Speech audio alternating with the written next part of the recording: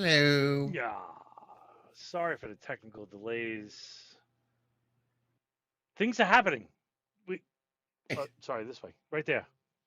But it's all right. We are the wife actually says she goes, "What if you don't have everybody there?" I'm like, "I'm used to doing it with one guy." I'm okay. I'm okay without that. It's all right. We'll splice it in Yeah, later. we'll put in AI is amazing nowadays. It's amazing. Yes, indeed. Well, I'm And joined firemen with AI in a little bit of time is really good. incredible. Yeah. And I'm Yeah. joined with Or two. dangerous. Yes, that too. I'm enjoying Incredibly dangerous. it with two incredible people. Ben right above me, and Bob Kosh over to the side, having some vino. Hello. Love it. Jay Z and Mike are on assignment out in the Nether, but that's okay. Hmm. Well, because next week we're in Baltimore Hazmat Conference, We are. and that's pretty badass. Everybody. Yeah, it's pretty badass. Yes. Um, Always look forward to that one. God, Look forward to all of them, really. yeah, But, there's a lot of people you know, here. There's a lot of people doing things right now. You got, let's see, you got Joe Perez. He's in there first. I don't. He's first in. Yeah, I guess he's first. Got Ron Huffman. Got Todd as always. I love him. Rudy, big fan of Rudy. Rudy. Yeah, oh, yeah. John Sinke, just saw him not too long ago. He's killing it. He was a winner of the scholarship for the Cold Zone. Good dude. Love him. Love the pieces. Um, Awesome. so we have a good topic that is near and dear to our hearts. It is training. Training. Yeah. It And got instructors. yeah. I am. I've been beating this drum forever. I love this topic of to go back in time. If you have a premium subscription or whatever, and you can go back in time, we did an episode. I'm gonna say 2018 on what the hell was it called? It was called like deranged instructor syndrome. We gave you we gave you from the student's perspective all the ways to get out of a shitty class, and it was like pretend you got a phone call, turn up the Ooh. heat, stop the coffee machine from doing. It was we had a list of stuff to do to like blow up a class, and we evolved it to like, man, why don't we make better instructors? Isn't that a better idea? And You found that one bad instructor was more effective than the whole list. Is that what you figured out? we figured out our initial intent was to build a better technician. Okay, that's great. And that was a one-to-one operation. But the problem is that we're only doing one-to-one, but if we build a better instructor, now we're 30 to 1. And it's a much more gooder expanse, like you can build better technicians much faster. So like that's why we started changing our angle at the instruction thing to like build better instructors. And that where you got the class, you started the class, you suck at teaching hazmat? Yes. And you had the white coat on with that with your name and like the 50 different initials after it, like some people put on their email signature, which drives me batshit crazy. Truth, and yes, it is. And we just dropped another book called Building a Hazmat Team. That's not the point of this, but we are writing right now. It's what is the working title? If you could teach this, you could teach anything. Hazmat. It's Nice. like if you could I love dodge it. this wrench, you could dodge anything. Dodgeball, that kind of thing. But we are Love it. because it's a thing. So I want to go around. We got three good questions here. And I'd like to get your takes on these questions. And I think they're good because we're going to do this month and next month to kind of, if you're an instructor or you're a budding instructor, this is a place for you to kind of like listen a little bit. And we're taking, crowdsourcing. We have Facebook, we got YouTube, all going. Anybody that contributes on those two platforms, we're going to put your topic up there. So if you got any insight from your instruction techniques, I want to hear about it. We'll go to the first one. So I'll start with Ben. Based Yep. on your experience and observations, what are some common pitfalls or ineffective teaching methods have you seen other instructors do in either fire, EMS, hazmat training? What are the things they do wrong? The most common stuff. The biggest thing is not be prepared. So they can't find the video or they don't remember the slide deck. I mean, one of those things like tell me you don't know the topic without telling me you don't know the topic. Do you If consider if your PowerPoint slides fail halfway and you have to stop because you can't continue, then that's not you're not prepared. Do you I'm not going to consider say like that, you're internet? not competent, but you're not prepared. Do you consider internet shit in the bed in the middle of your presentation where, and again, I am personally, and this is speaking to the instructors as well, is that I personally like to embed the video into the PowerPoint, even though it's a bigger PowerPoint. Yes. I've seen some guys go, I want a lightweight PowerPoint, so I'm going to embed the link to YouTube so it's lighter. It's like, you're taking too big a risk. Yeah. Well, but that's okay if you have a backup plan. I'm a huge fan of like, and our team loves technology, right? We embrace it like no other. But for everything we have that's technology driven, there's an analog backup, and comes with that a requirement to know how to use it. So sure, we've got these cool software packages that track all sorts of stuff, but we also have T cards, and we got all this whiz bang computer stuff and ARDSS and Cameo and Cirrus, but we also have maps and rulers and a library of like actual books. Right. And so the same has to be true for an instructor. If you show up to teach, like at a conference, for example, which is, I think, is what kind of led off these questions, was there was a conference that didn't go well. If you just have to plan that your stuff's going to get lost in the mail, the internet's not going to work, the projector's not going to work. And if you plan for that, then it may not be as good a class as it could have been, but it'll be way better for the student.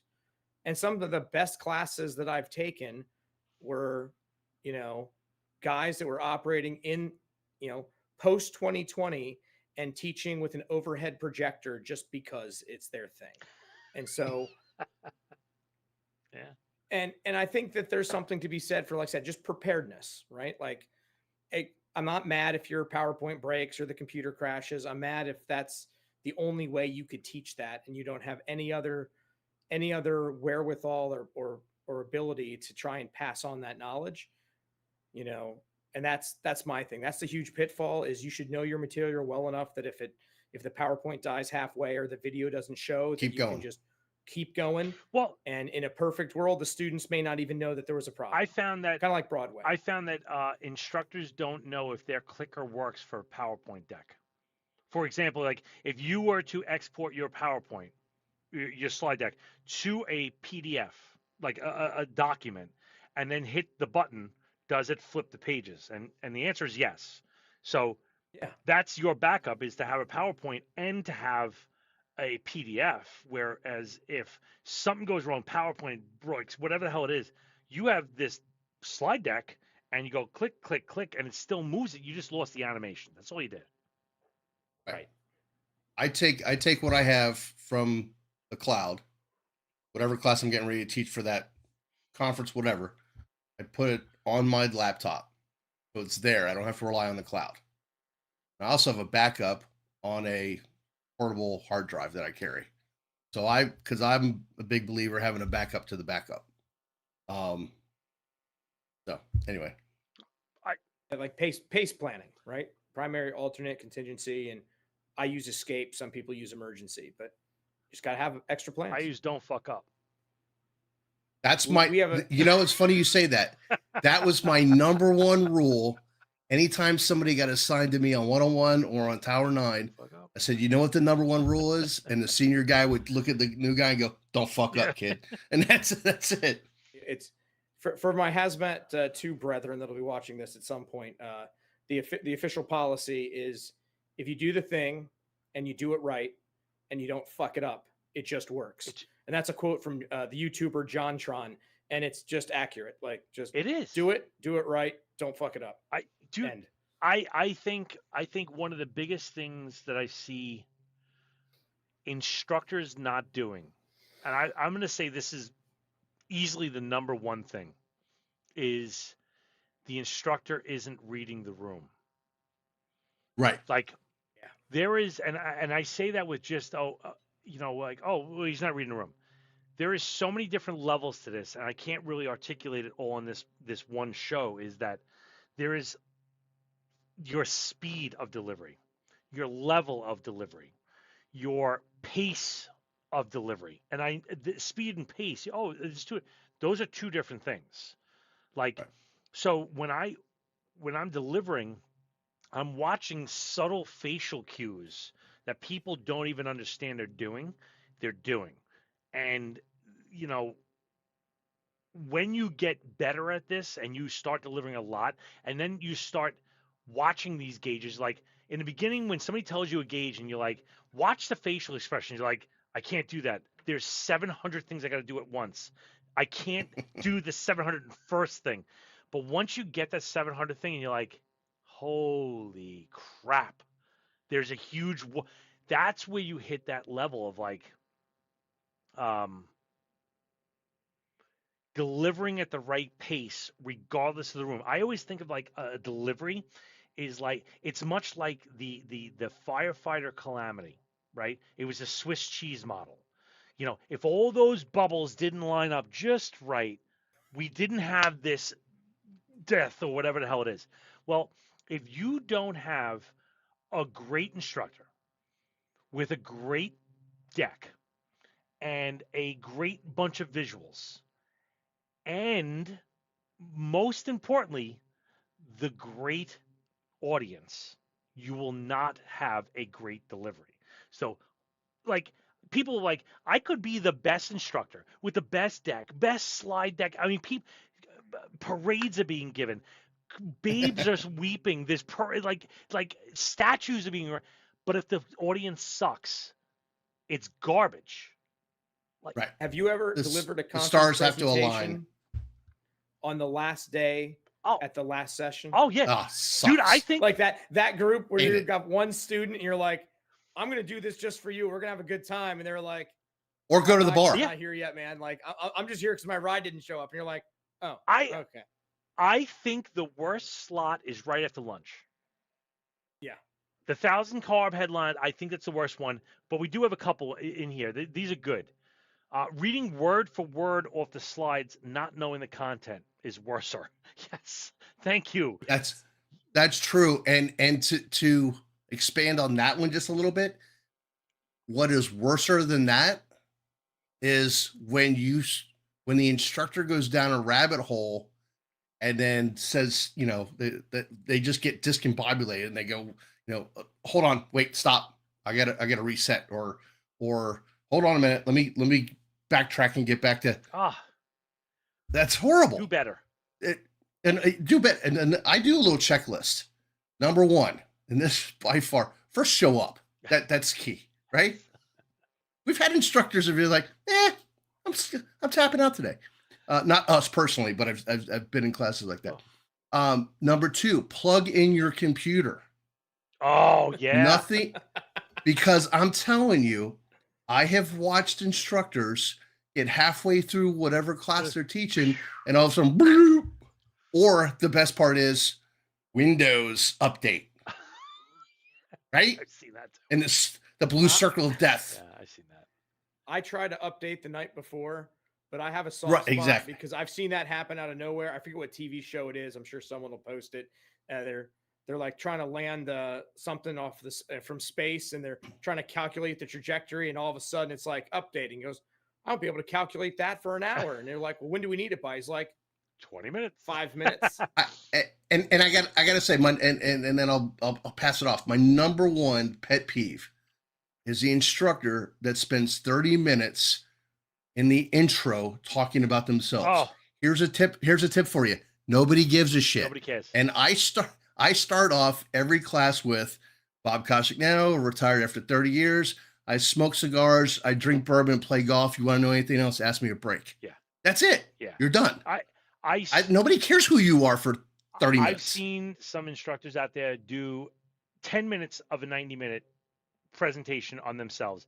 Here's my personal thing. You should be able to write your whole resume on a 3x5 index card, and that's it. Yeah, but I got so much more to say. Nobody gives a shit.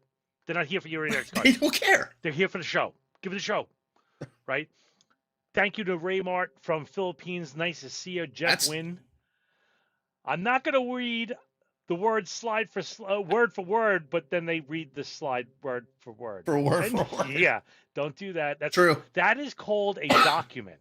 That's something you print out and you hand out. That is a key takeaway.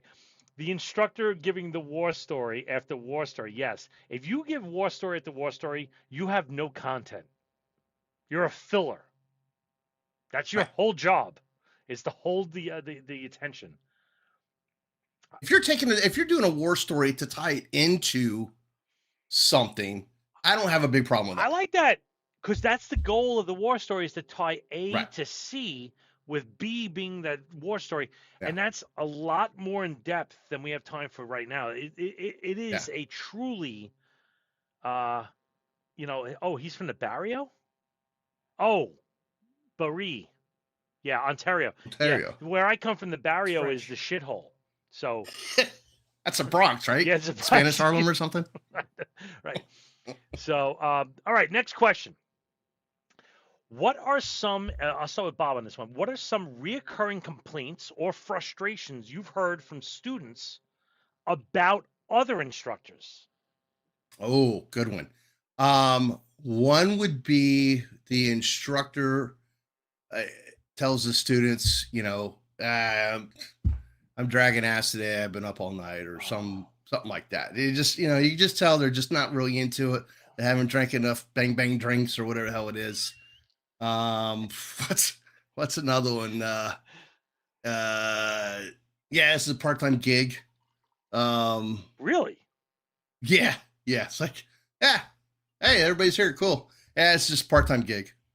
Wow, that's for a long. pretty good pace. Right? Wow. And just negative. I think negative connotations I think is a big I'm thing. going to throw this up there. Wait, hold on. Let me just read this before I tell you. Tying it together is the key, Bob, but those who just got off the let me tell you about a time is ridiculous. Yes, I agree this. True. I'm going to throw this one. This one's got to go up there. Ron Huffman with the class that's a sales pitch for products. That's a big one. That's a big one. That's a big one. That's yeah. If you're selling a product, or yeah, that's a lot, man. We got months of episodes for Wow. this, man. Yeah, that's a good one. Sorry. I mean, at a conference, I guess I could understand it, right? If they have a booth and they're like, "Hey, we're going to do this." I think it's different when someone signs up to take a class that's expecting. Like, I've taken classes at conferences that I knew were a sales pitch because I wanted to learn more about the product. But I just, from a point of clarification, but like, if you're not expecting that and you walk in and it's just buy my shit. Yeah, I don't want to conflate this with, like, okay, 908 Devices is doing an overview of the MX 908. I'm going in there to learn about the MX 908. Right. This is what I'm here for. This is like, man, I'm a little rusty on this thing. That's awesome. Because that's what you're there for. Yeah.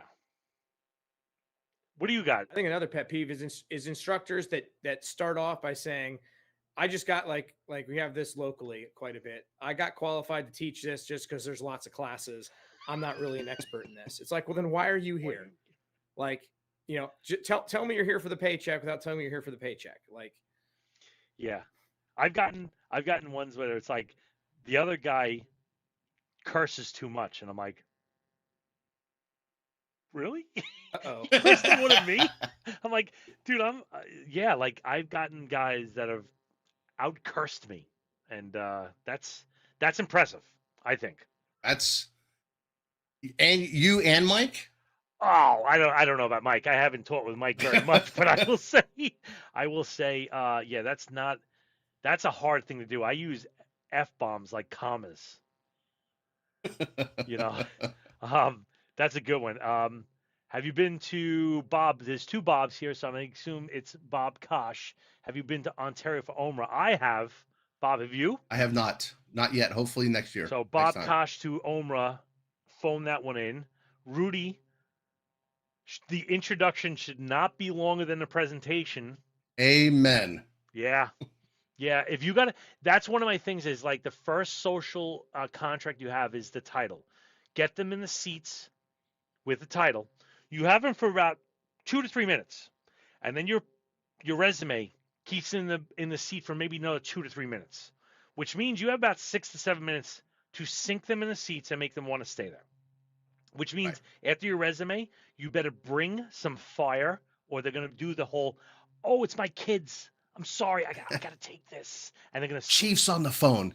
that they're gone. But also you can do some of that in advance, like especially at like I said, I think there's a difference between instructors at conferences and instructors for like a class you sign up for. But in both cases, you have generally the opportunity to learn about the instructor before you get to the classroom. Right. Do some You due see- diligence. You see, I'm teaching a class at Baltimore. You see my name. You're like, I hate that guy. I'm not going. Cool. Totally cool. Or I like didn't mean to guy, say I'll that check out it loud. right? Or I don't know who that is, and you look at their bibliography Yep. or their biography. Excuse me.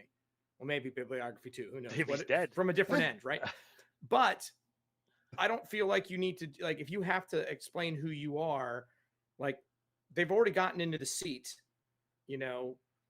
You've been selected by a conference committee to speak. You've already been vetted to some degree. You're just wasting their time. Yeah. All right.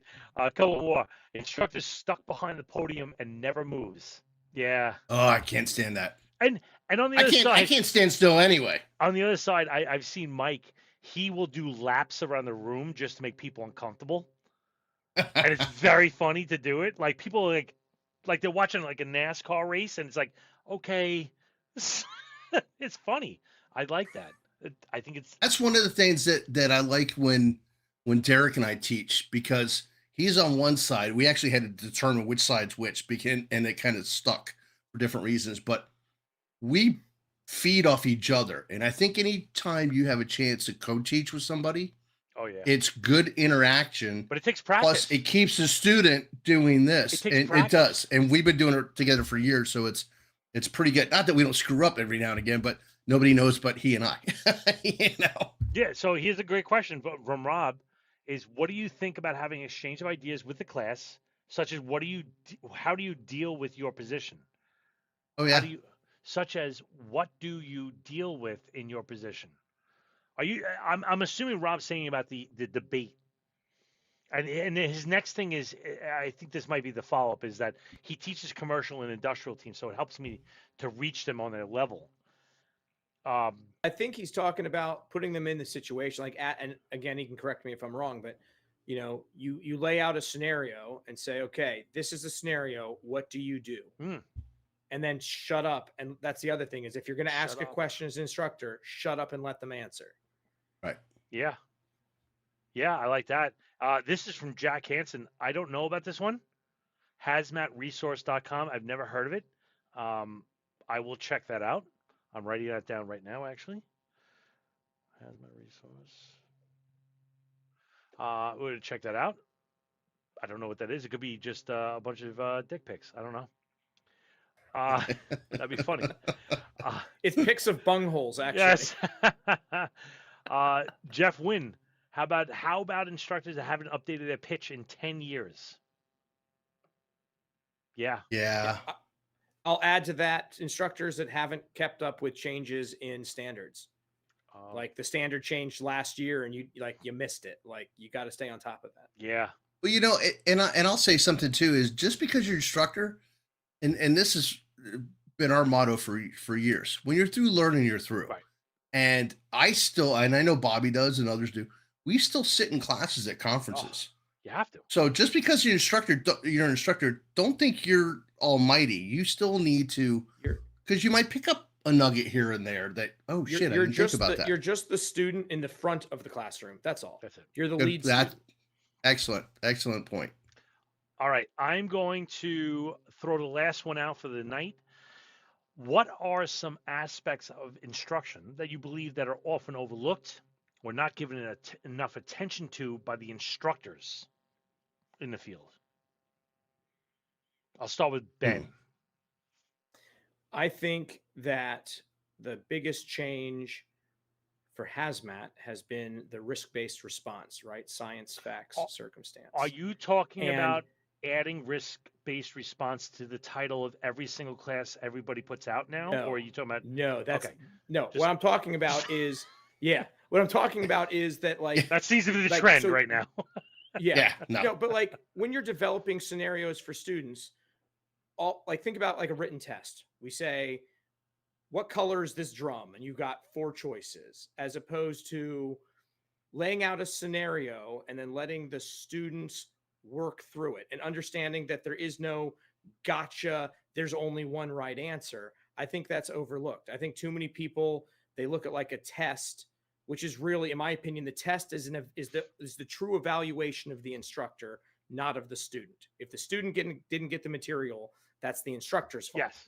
And so, but the problem is when you think about like a multiple choice test, the last several major hazmat calls I've been on, There wasn't there multiple was no choice. ABC multiple choice. It was, that's weird. Why is that?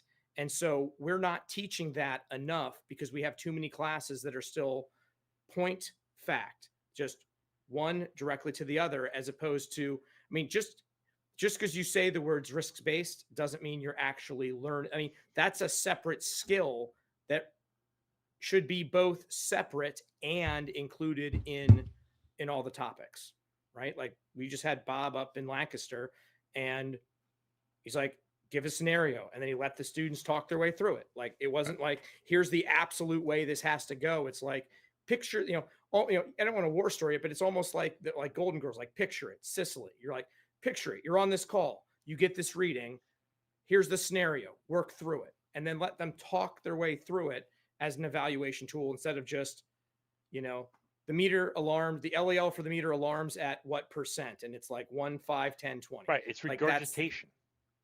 Right. I love it. I love it. Bob, what do you think? I think we have to find a way that we are engaging with the new kids. It's kind of a little off topic, but like you do the cahoots at a lot of conferences and things like that. We have to take the newer generation, and like you guys are doing with the cahoots, and people use Quizlet and all these other things, and start bringing them into a whole different way of learning. And I think that as instructors, especially, I guess I can say old guys,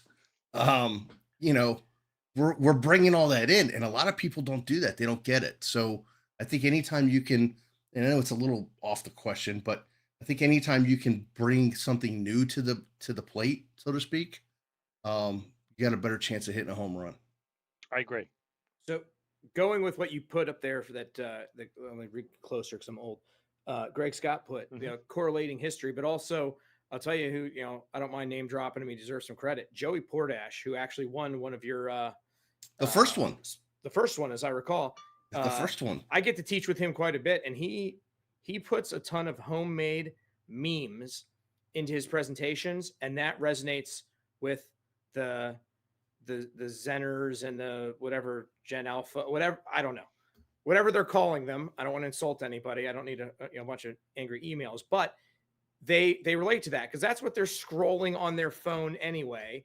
And so they take a second, they look up, and it's the same thing they're used to, but now on topic. And it, like that stuff, you got to recognize the fact that like we may have had a way that we learned 20, 30 years ago, and now it's new. Right. So everything has to change. And again, you got to hit the students where they live. I think the Ron. Yeah, that's true. Yeah, like it is. Like even I was talking the other day, and Todd's here. Is one of the things in the HasCat kit is you turn the swab into what we call Don King's head. Nobody gets nobody knows who the hell Don King was. No. You call it Krusty, Sideshow Bob head now. It's like, oh, okay, I get that. But yeah, dated stuff is a big deal. But one of the things is, and speaking of dated stuff, is that